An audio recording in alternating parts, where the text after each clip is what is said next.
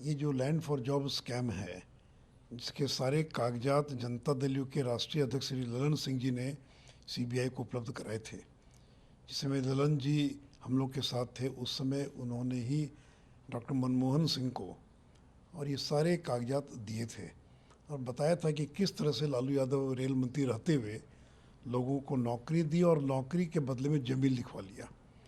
और अब सीबीआई ने जांच में पुख्ता प्रमाण पाए हैं और इसके अंदर लालू परिवार के 4-5 लोग शामिल हैं और तेजस्वी यादव का नाम इसलिए शामिल है कि दिल्ली के अंदर D1088 न्यू फ्रेंड्स कॉलोनी का जो 100 करोड़ रुपए से ज़्यादा का मकान है, ये मकान उसी लैंड फॉर जॉब स्कैम के अंतर्गत जिन लोगों ने नौकरी मिली थी जिन लोगों को और जिन लोगों ने ज़मीन लिखवाई थी, उसी से जुड़ा ये मामला है।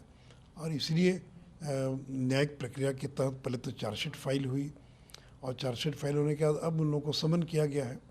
तो अब देखिए कोर्ट का आगे क्या फैसला आता है या कोर्ट किस दिशा में आगे बढ़ता है, क्योंकि इसमें रेलवे की कुछ अधिकारियों पर चार्जशीट के लिए अनुमति नहीं मिली थी, वो उनको अनुमति मिल गई सीबीआई को, तो इसलिए उन लोगों को समन किया। लेकिन देखिए बहुत ही पुख्ता प्रमाण है सीबीआई के पास। लेकिन आरजेडी के नेता का बयान आया है, आरजेडी कह रही है कि ये जानबूझ के एक साजिश के तहत चूंकि चुनाव में कमजोर पड़ रहे हैं इसलिए फंसाने का है। केस में क्लोजर था, फिर भी ये सब प्रक्रिया एकदम गलत बात है। कोई केस का क्लोजर नहीं था, कभी कोई केस क्लोज नहीं हुआ। और ये बात तो उनको पूछना चाहिए ललन सिंह जी से ना, कि ललन जी और शरद यादव यही लोग थे जो 2009 में इन लोगों ने डॉक्टर मनमोहन सिंह से मिलकर सारे कागजात उपलब्ध कराए थे।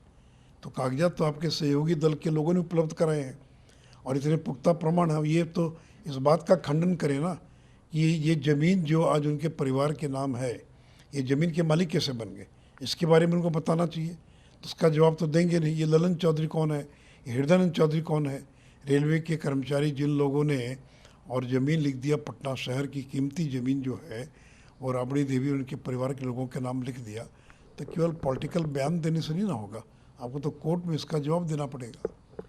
तेजस्वी यादव ने महिला कहा है कि यह कब लागू होगा किसी को नहीं मालूम है, कोई इसका जवाब देने को तैयार नहीं है। ये इम्प्लीमेंट कैसे होगा ये भी नहीं है। 50% रिजर्वेशन मिलना चाहिए था, 33% ही क्यों है। ओबीसी के बारे में बात की नहीं।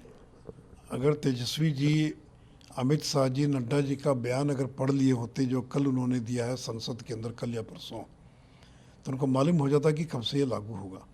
देखिए अमित शाह जी ने स्पष्ट किया है कि 2029 का जो लोकसभा का चुनाव होगा उसके पहले ये इम्प्लीमेंट हो जाएगा, क्योंकि इसकी एक प्रक्रिया है। आपके चाहने पर अचानक ये इम्प्लीमेंट नहीं हो सकता। आप तो इसका विरोध करने वाले लोगों में से रहे हैं। राष्ट्रीय जनता दल तो वो पार्टी रही जिसके एक सांसद है सुरेंद्र यादव, जिन्होंने आडवाणी जी के हाथ से बिल की कॉपी को लेकर फाड़ दिया था।